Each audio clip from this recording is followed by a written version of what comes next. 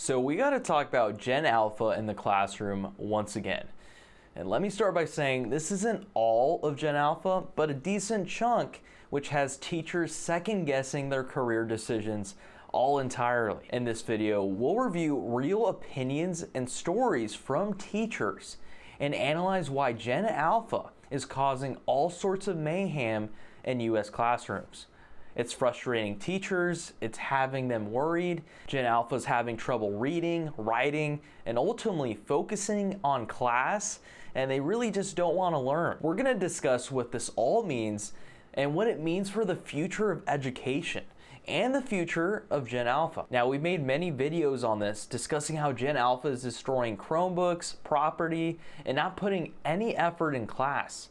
But as we enter the new school year, teachers on social media are showcasing how difficult it can be to teach in Gen Alpha classroom. Things have gotten so bad that some kindergarten teachers are reporting how parents are now expecting teachers to potty train their kids and, well, have teachers go through all that crap. I just saw a video of this lady who was upset that teachers are not helping with potty training kindergartners. Oh man. All right, here we go. As a kindergarten teacher, it is not my job to potty train your child. I'm so sorry. It is not my job. That is not what I signed up for. That is not in the contract. That is definitely your job as a parent to try and potty train your child. So I don't know if it's the state of California, but I know for sure in my district, you don't have to be potty trained, unfortunately, to go to kindergarten. So when a child shows up to school in a diaper and, the diaper is full, or they even, number 2 in the diaper, I do have to just send them to the nurse. The nurse has to make a phone call. And of course, either the family takes the child home or they just bring them in another diaper. If a child is not potty trained and they do, on themselves without a diaper, nobody can change it for them, even the nurse. So if a child does not know how to change themselves, then they have to just get sent home, or, they call the parents. One of the many jobs I had before I became a kindergarten teacher was a daycare assistant. And during that time, I wasn't necessarily potty training kids, but we were with toddlers, obviously, who were in the process of potty training.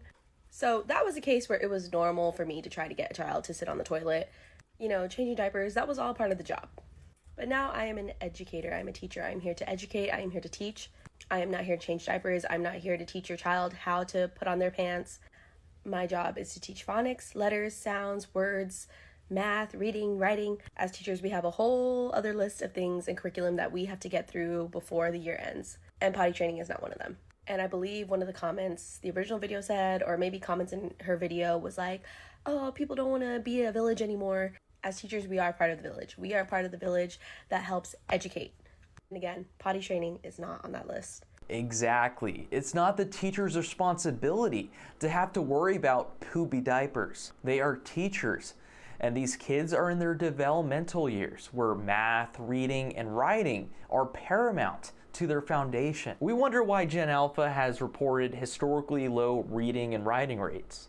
Well, perhaps it's because stories like this keep on emerging. And yeah, it's super weird, super gross to be sending your kid in diapers to school. 5 to 6 years old? Are you kidding me? I mean, there are probably plenty of situations where this is justified, but I'd put money that that story is not one of them. How in the world are parents gonna send their kids to school without knowing how to sit on a toilet? Are you kidding me? It's insane, just insane. So yeah, this probably leads us to a key point. Parents are not taking responsibility or ownership on their kids' education. Keep in mind that these new parents are now probably older Gen Z to millennials. So many of them might have brain rot themselves, scrolling on TikTok, watching hours of Netflix content, or gaming for hours, while their kid is still pooing in their diapers, not getting the proper parental guidance to function in a sanitary society. One of the top comments on that video read, "Not having your 5 to 6-year-old potty trained should be considered neglect, unless there is a diagnosed medical or developmental issue with the child." Honestly, yeah, that's a good take. And yeah, it's really sad for these kids that are involved in these sort of situations. Their development is getting stunted. At the same time, while they get older, the problems could get worse and the form of discipline issues or, more adult lining issues. And who has to deal with the fallout of these kids and their stunted developments? Well, it's the teachers. Bless our teachers, because in so many situations, they are making up for the lack of the kids' parental guidance. So many times we have these little kids calling the teacher's mom or mama, since, their actual mom didn't bother to teach them how to get potty trained. They rather just DoorDash a big box of diapers than bother teaching their kid how to potty train. Like I just said, once the kid becomes older, if these parents continue to ignore their kids and their development, there's bound to be so many issues for them in the future. And here's a take from a teacher in Florida, who I believe sums up the entire state of the education perfectly. So I posted a video asking parents to start working with teachers in order to get their children to where they need to be in terms of literacy. I'm a 7th grade teacher. A lot of my students read very well below grade level. And so I need help from other parents to help work with their kids outside of school to reinforce the things that I'm teaching in school. Y'all would have thought that I told somebody to climb Mount Everest in the middle of winter during an avalanche with the anvil strapped on their back. I got so many people making videos blaming people like me for why their kids can't read. I got somebody even threatened my life because I said that. Because something as small as reading to your child for 30 minutes a day is so insurmountable you can't do it. But you'll be on your TikTok for 30 minutes a day. And I understand it can be hard, right? I can understand that y'all got multiple jobs and y'all doing all this stuff here. I get it, I do, I get it. My mom was a single parent and she was raising 2 kids and she was going to college and everything at the same time. However, she had to do it. Because the reality of the situation, this is what it is. You can point fingers and blame who you want, but the reality is these children cannot read on grade level. And we are having to dumb down curriculum to get these kids to where they need to be, and they're not getting there. This is not a me problem. This is not a you problem. This is a systemic issue, and we cannot fix it if we're blaming each other and not helping each other. Baby, this is the curriculum. This is what we have to teach. It would behoove you, for your child's sake, to work with the teacher to get your child to that level. If your child has a reading disability, girl, you can get an IEP, you can get a 504. We can figure something out to help your child. I just spent $70 getting a book set for some kids because I think that they would like to read this book better than reading the stupid books that we have to read in the classes that they're not going to gain anything from, right? But nothing is going to change. Nothing is going to change as long as we sit here pointing the finger and not actually dealing with the issue. These kids can't read. Let's teach our children how to read. These kids can't do math. Let's teach these kids to do math. If you don't understand how to read it, if you don't understand something, you can email the teachers and y'all can work together. It is a team. It takes a village to raise these babies. As long as y'all keep being hyper independent, nothing is going to change. I promise you. And I'm not the only one saying this. There are thousands, if not millions of teachers across this country who are saying the same damn thing. Help the teachers that are here. They're trying to help you and society.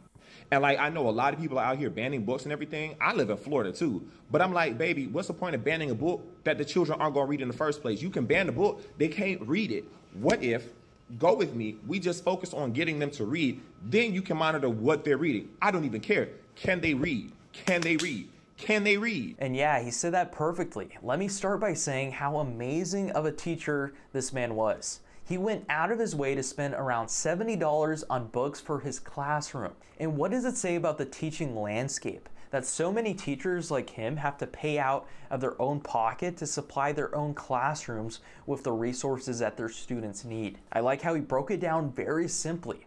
It literally just takes 30 minutes out of their day for a parent to read with their child so they can obtain reading proficiency. Like he said, if the student needed extra help or had a form of a disability of any kind, the school will have the resources for them. But the parents, they have to put in the work. And if things don't go right, the parents will then blame the teacher for the outcomes. Many of these young parents could literally teach their kid how to read.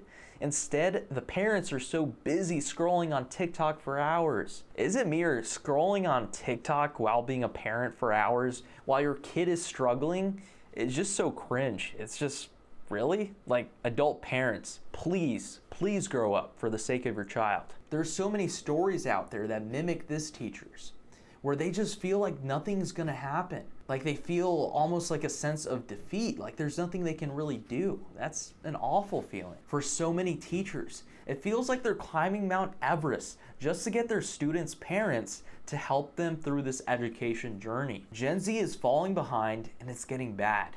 According to the National Assessment of Education Progress, just 33% of US fourth graders are proficient in reading as the latest 2022 data. These are the lowest levels in decades. This means that already 2/3 of kids are already way behind in reading. And we can point the finger at a combination of factors here. Too much screen time, the pandemic learning loss, and yeah, parents are not consistently reading with their children at home. In fact, a study found that kids who are read to daily before kindergarten are exposed to about 1.4 million more words than those that are not read to. The difference in early exposure can completely change whether a child struggles or thrives in school.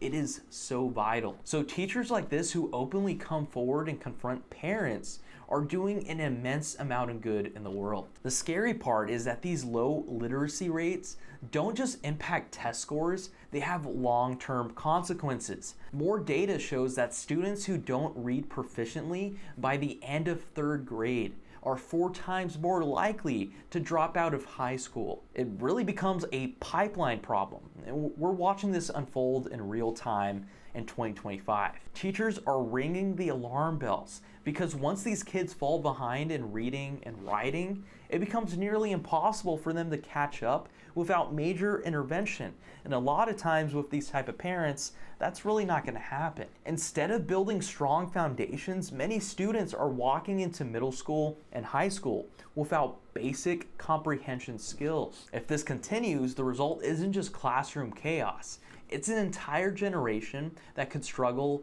to function in a workplace that requires reading contacts, analyzing data, or even understanding workplace policies. You know, basic things that you have to do at a workplace. A large part of this is that students' attention span has fallen off a cliff. It seems like it's gone to a point of no return. As this one teacher points out, can I tell you the worst feeling as a teacher? This to me stands above the low teacher pay. It stands above the low bathroom breaks. I think it even stands above state testing. And it happened today in my classes. It's absolutely busting your butt for an assignment, thinking that it's gonna kill for the students and the students ruin it. I'm not talking about like a worksheet and the kids didn't enjoy the worksheet. I'm talking about like an activity, a whole lesson where all they gotta do is participate and try their best, and they can't do that. Like, I don't think these kids realize how discouraging it is. Like, I could easily go to AI. I could go to AI and say, hey, type up a 3-page packet with all written response questions for my students. And AI would give me that. No, but when a teacher, God forbid, tries his best and makes an assignment that, you know what, I would have enjoyed when I was a kid. And I try my best, and then kids just, I bet if it was a YouTube video, they'd love it. Or a TikTok video, I bet they'd kill it. But no, they'd rather do packets all day. That doesn't make sense to me. so in this video, a young teacher is outlining a very common trend that so many teachers are expressing. That being the fact that students simply just don't care about anything in the classroom. So many teachers like him put in hours of their free time in many scenarios, only for the student not to really care or not put any effort into that assignment or project. It seems as if many Gen Alpha students want to take the path of least resistance, the easiest path. They rather just watch a video or really just do an easy packet, something where they can just listen to music and avoid class discussion. I think that this is a really sad fact, since education should be much more than just the mundane tasks that you do in the classroom. When teachers create unique lessons, students should want to participate. The lack of effort isn't just teacher frustration. There's actually a lot of data to back it up. A research center showed that nearly 70% of teachers say that students' motivation has declined since the pandemic, with many reporting that their students now expect assignments to be shorter, easier, and less interactive. At the same time, technology has completely reshaped attention spans. A study from Microsoft, actually, they found that the average human attention span has dropped to around 8 seconds. And for kids growing up in TikTok and YouTube, the idea of focusing for 30 to 40 minutes on a lesson feels almost impossible. This is something that teachers are telling us right now. Instead of pushing through challenges, many Gen Alpha students are defaulting to quick content or passive learning, which makes the classroom feel more like babysitting.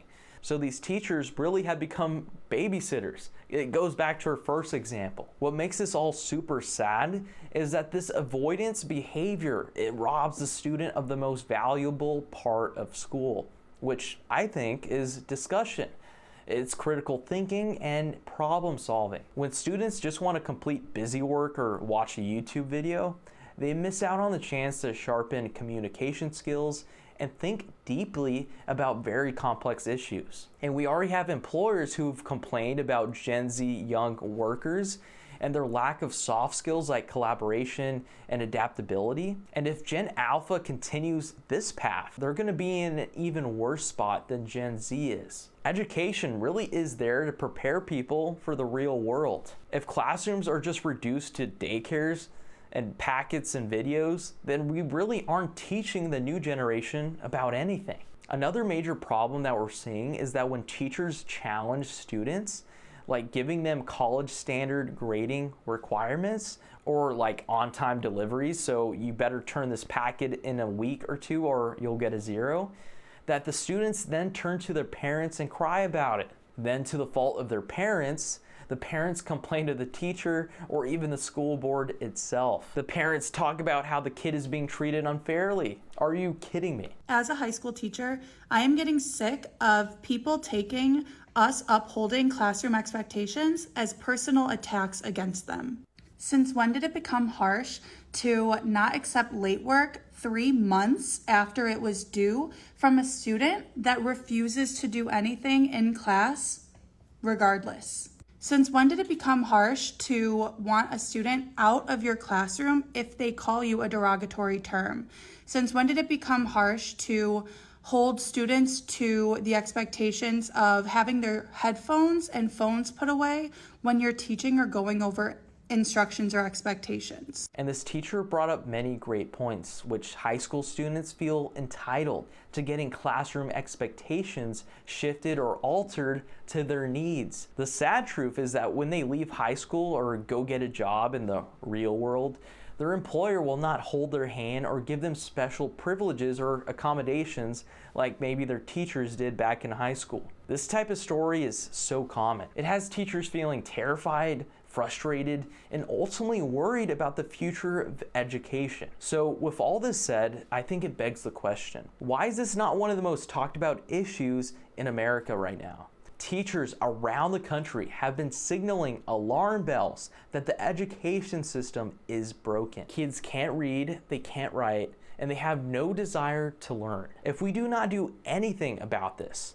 whether it be awareness or policy changes, we're bound to fail an entire large portion of Gen Alpha. That isn't just bad for the teachers, but it's bad for the world. But what do you guys think? Have you guys noticed any of these issues, whether it be your own account or whether it be your friends or family? Let me know in the comments section below. What do you think should be done about this issue? Be sure to hit that like button, hit the subscribe button. It really helps us out. It shines a spotlight on issues like this. And like always, we'll be back with another video. Stay informed out there.